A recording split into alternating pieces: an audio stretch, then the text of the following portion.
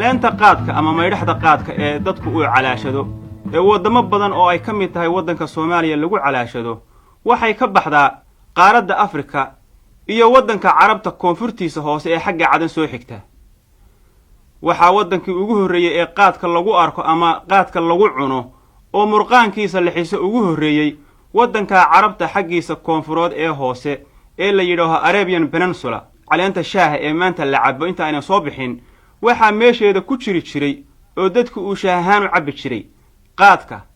hase ahaatee markii uu soo baxay shaaha maanta la yaqaan ee sida shaahaan loo cabo ayuu qaadkii wuxuu yeeshay waji kale oo uu sidii markii hore loo cabbi jiray ama loo isticmaali jiray ayaa waxay isu beddeshay majlisyo iyo meel ra'yiga la isku weydaarsado oo lagu murqaamo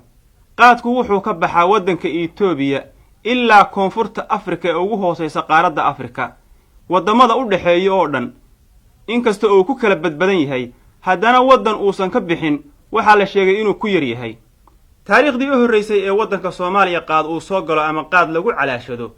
xaqiiqdeeda aad looma hayo waxaase lagu qiyaasayaa muddo imika 100 iyo siyaado sano laga joogo in ay markii ugu horreysay waddanka uu soo galay qaad oo uu ka soo galay qaybta Hargeysa iyo Boorama dhinacooda isagoo ka soo gudbaya waddanka Itoobiya meelaha uu ka baxo ee lagu beero qaadka waxaaba ka mid ah magaalada Herar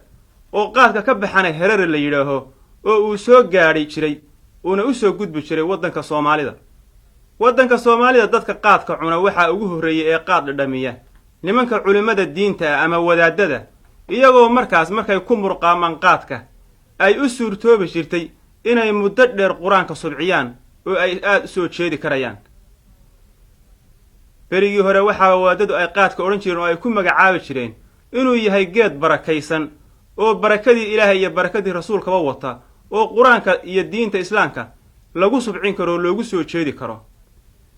hase ahaatee maanta waxa la ogsoon yahay inuu qaadku uusan ahayn wax barakaysan oo baraka nabi iyo baraka Ilaahay toona uusan wadanin ee uu yahay balaayo dhaqaalaha Soomaalida iyo dadka sixadiisaba cada u ah ilaa iyo muddo badan ayaan qaadka laga aqoonin waddanka Soomaaliyeed intiisa kale oo Burca iyo Berbere iyo wixii galbeed ka sii xiga